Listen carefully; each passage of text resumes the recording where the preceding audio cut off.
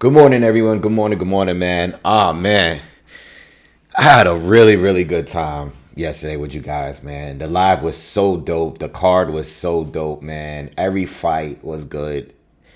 That was a great card, man. And unfortunately, we didn't get the Bivol Better BF fight, but they actually picked a good opponent for Bivol to look good and shine against. A guy that landed a lot of jabs. He landed a lot against Bivol, and Bivol was able to drop him and stop him as well in the sixth round. It was a really, really, really good card, man. I really enjoyed the card. My picks were all over the place, but I don't care, man. I enjoyed the card. Everybody that fought outside, with the exception of Deontay Wilder, of course, and I'll get to him in another video. I'm going to do another video about him. Everybody had a moment in each fight. Everybody. And I'm going to do a full review of the card probably tomorrow morning. Today, I want to talk more about the heavyweights, and I want to get the heavyweights out of the way. And I want to do a video on Wilder, a separate video on Wilder, just talking about the possibility of him retirement. But man, yesterday was so fun. The chat was lit yesterday. Shout out to the new subscribers. Shout out to all the old subscribers. Everybody that donated yesterday. Everybody that supported was really, really dope. All right, but so let's talk about the heavyweight division now.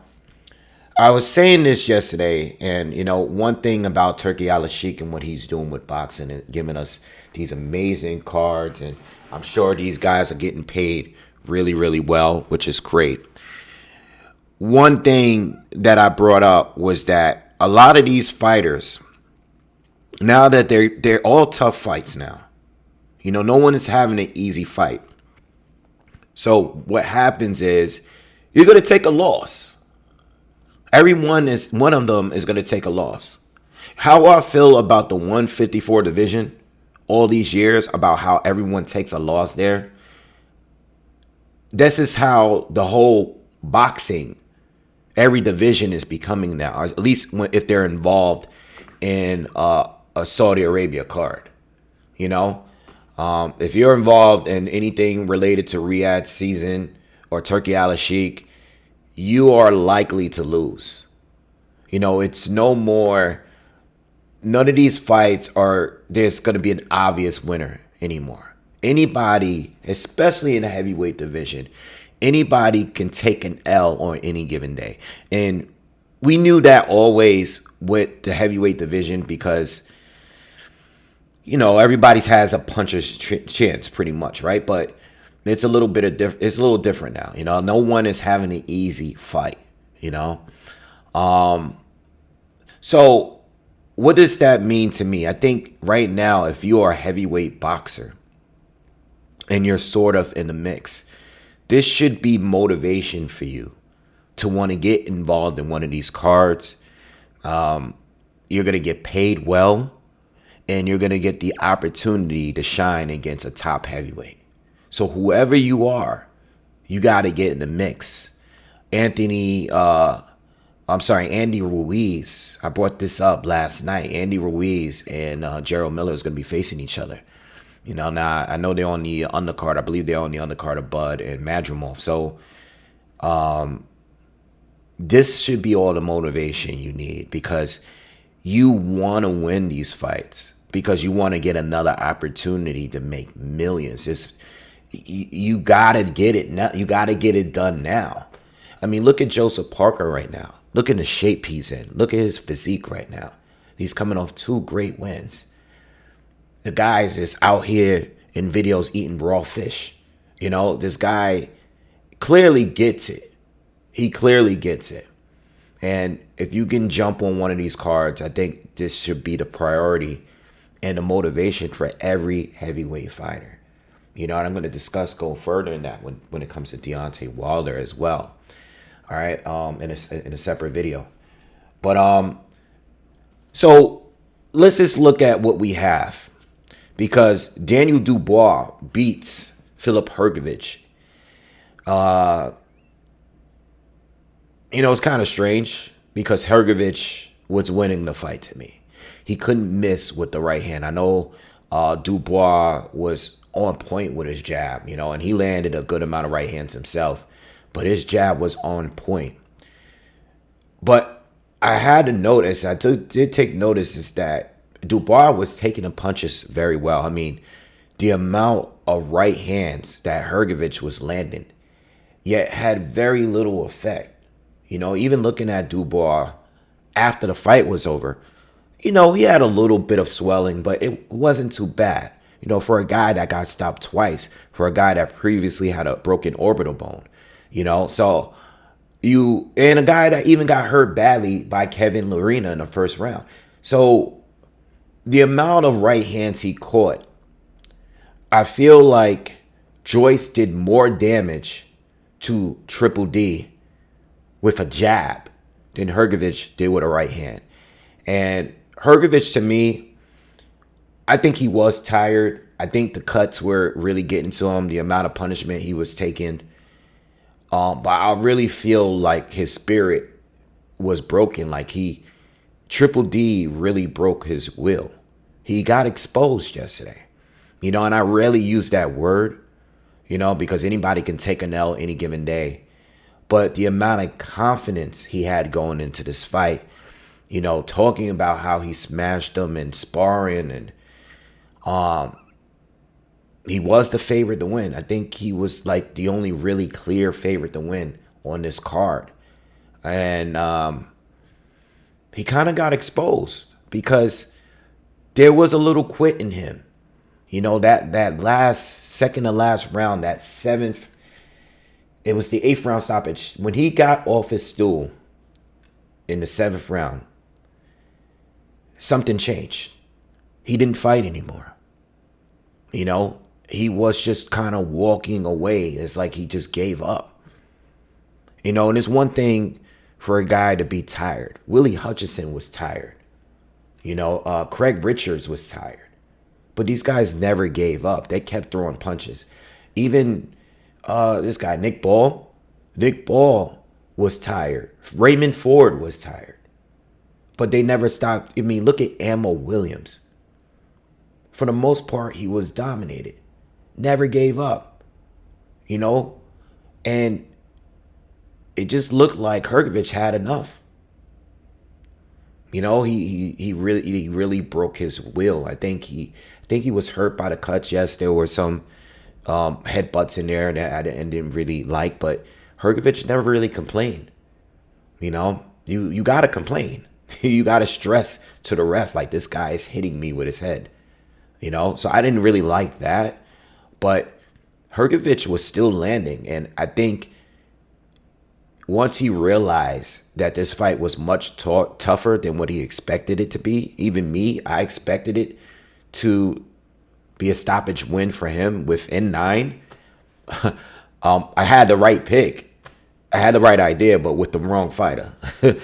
I think he just gave up mentally. I mean, that didn't look like a guy that was trying to do everything to win in that 7th round. In 8th round. So what does this mean? The IBF interim championship was on the line in that fight. I think Usyk is, I don't know if he's petitioning, but at least he's trying to make a request to have the rematch with Fury be undisputed again, because the IBF is supposed to be vacated, but it wasn't. Hrgovic was very disappointed to hear that prior to the fight, but he did win anyway. So what does this mean? Well, Daniel Dubois has already lost to Alexander Usyk, and if Usyk sticks around, I gave it some thought, but if Usyk sticks around, because he's claiming that he's going to fight until 40, he doesn't want to leave. So if he fights Fury and wins, whether he wins or loses again, if he fights Fury in his rematch and he decides to stick around, if he wins against Fury, maybe they have their rematch between Usyk and Dubois if Dubois is to get past AJ later this year, if they actually do fight. Maybe he gets a rematch, and maybe it was a controversial knockdown there, with the low blow. Dubois did okay, he did do well as far as going to the body. I think he went to Usyk's body the best, even a little better than AJ did in that rematch. So, there's a lot of options here, but I think the five main guys, outside of the guys that got scheduled fights, obviously Joyce is fighting. He's going to be fighting, he's got Derek Chisora, and you got Andy Ruiz against Gerald Miller. So we let's just wait until the outcome, because I think Andy Ruiz have huge potential to get in the mix with these guys. All right, because this is Andy Ruiz at the end of the day. He has to win over AJ. He had to win over Luis Ortiz and stuff like that. So Andy Ruiz is still a name. I think he lost a lot of the buzz with the inactivity recently, and just some of his performances recently just wasn't that great. Obviously, the personal stuff, he lost the buzz. The inactivity, he lost the buzz. And some of his performances just wasn't that good. We saw the Chris Arreola fight where he got dropped like twice early in that fight, or he got dropped and then he got hurt bad, or I can't remember. But so the main guys that we want to talk about in this video here, outside of Usyk and Fury, obviously because they're already set for their match, is AJ, Kabayel, Daniel Dubois, Joseph Parker, Zhilei Zhang, and you can actually throw Jared Anderson in the mix, and Dillian White. You still got Martin Piccoli, you still got Dillian White, but these guys, and I'm talking Zhang, Anderson, because Anderson's name has already been in the mix of potentially fighting Deontay Wilder. So now that Wilder lost, who knows? It could be him against Zhilei Zhang. Joseph Parker already got wins over Wilder and Zhang. All right, so what is Joseph Parker going to do? He has options. He can fight Dillian White. I think Dillian White is going to get back in the mix and maybe jump on one of these cards. He's I don't know if he's currently with Matchroom, but I think that is a possibility that Dillian White might jump back on one of these cards. But Joseph Parker, he might fight, if Daniel Dubois and AJ doesn't happen in Wembley, because that's a huge possibility. That's the most likely to happen type of fight. You got to remember, AJ is still the biggest name here, all right, out of the non-championship guys. Outside of Fury and Usyk, AJ is the star here. So AJ has the option of fighting Triple D, Zhilei Zhang, or Joseph Parker in a rematch. All tough fights.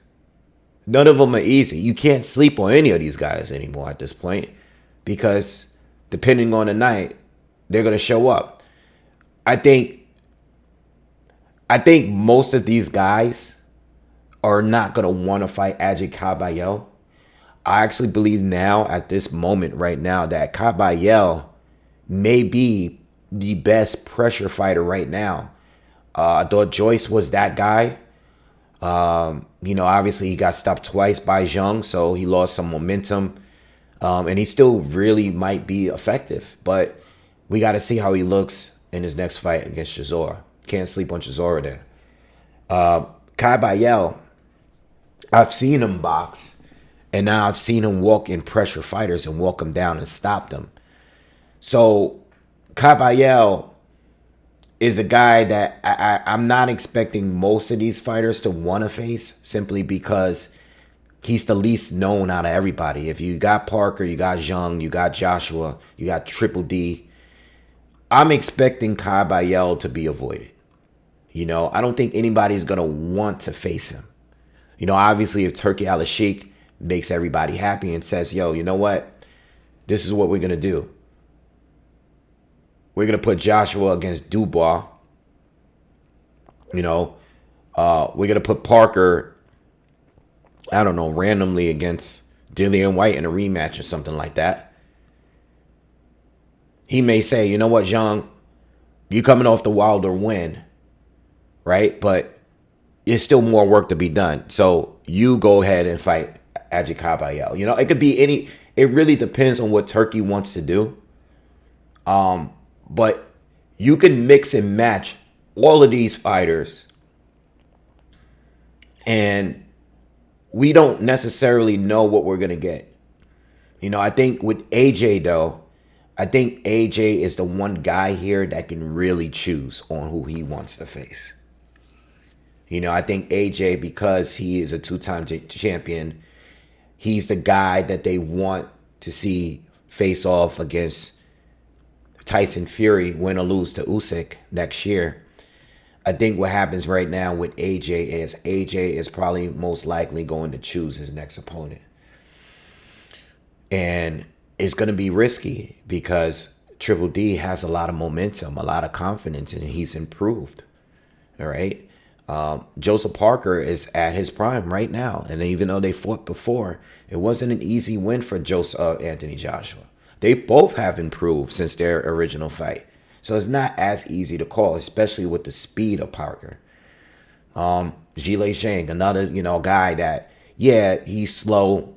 Yes, he is older, and yes, he is not that good after the 5th round, but he's probably the biggest puncher out of all of these guys. And that's also a dangerous fight for AJ and everybody else.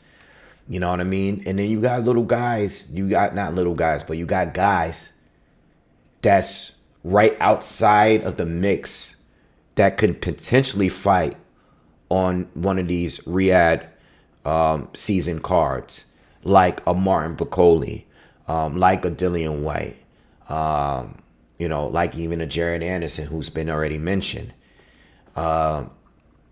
These are all quality fights here. And outside of that, you still got to look at. See, I'm going down a list here. Yeah, I want to stick to those names. I don't want to go too far and go too deep. But I want to. These guys that I'm naming are roughly around top 10, top 12 fighters. On BoxRec right now. So I'm going to stick to just those fighters right now. All right, but a lot of fights that can be made. As far as the other sanctioning bodies, I'm not really quite sure who will be in potential position right away. But I will say that right now, I think Turkey, and if you're involved in those cards are going to be what he wants is going to be the priority. I feel like he has a lot of pull because of the money here. He seems to be the boss in all this. He seems to be the guy that's making the calls here. And whatever fights he wants, I'm cool with any of these fights. And I'm even cool with some of the rematches. Again, all of these guys I just named, I'm cool with anybody fighting each other from in the top 12 that haven't fought each other before. And I'm also cool with a couple rematches here, like between Parker and AJ or Parker and Dillian White. If I were Joseph Parker, I would try to avenge the loss of Dillian White. Just get that off his record because that was a very close fight.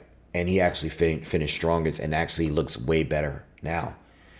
When it comes to Dillian White, if he is going to get involved in these cards, guys like Andy Ruiz, guys like Gerald Miller, they need to use this money as motivation to get back here and come back and look strong in their next fight. These guys need to push themselves and do it while being clean. Don't get back on the juice. No failed drug tests. All right. They got to get back. You got to get back in their best shape because the opportunity, this may not always be around and making this kind of money. It may not always be there.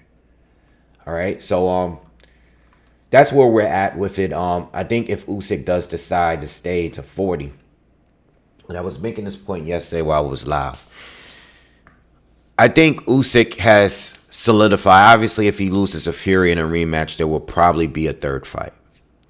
all right? Because they would have to, see who's really king between those two. So if he loses I think that's the only fight that he's already solidified as being one of the greatest, if not the greatest of this generation, one of the greatest at least.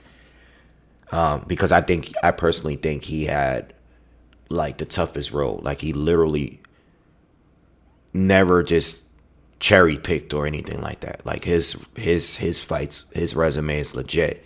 So I think he's the most solidified out of everybody. But I will say, if he is to lose to Tyson Fury, they do have to run that back for a third time just to see who's number one heavyweight of this time.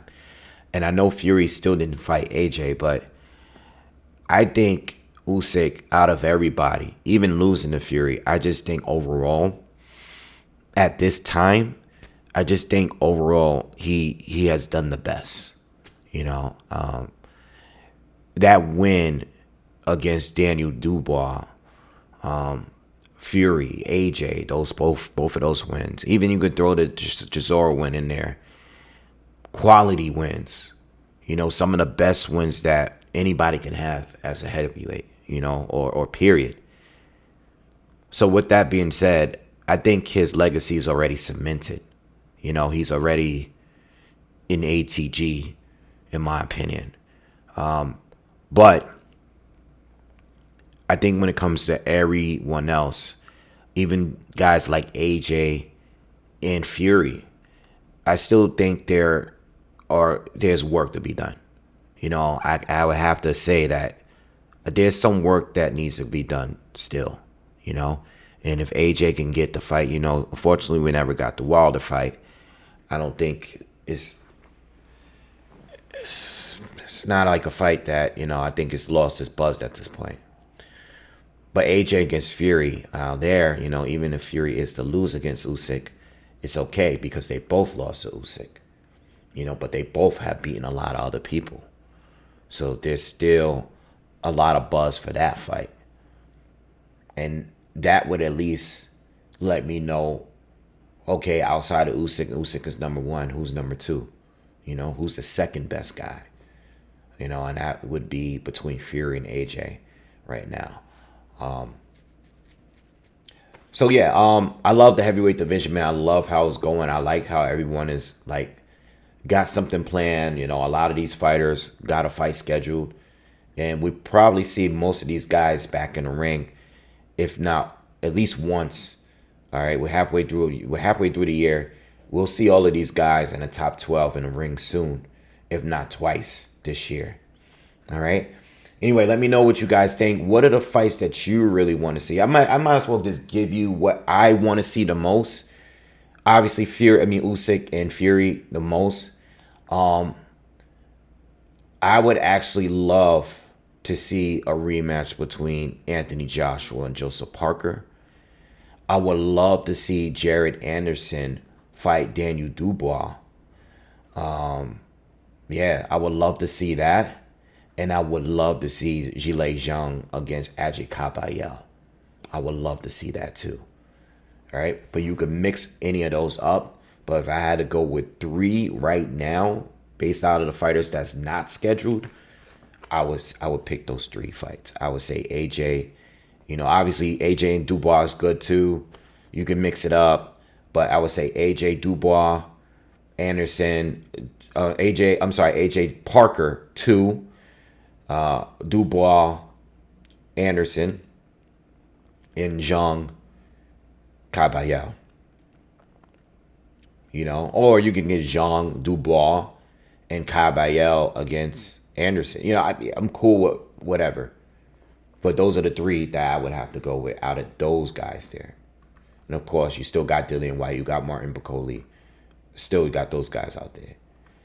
All right, so let me know what you guys think in the comments. Please subscribe to the channel, and I'll be back with some more content really soon. Peace.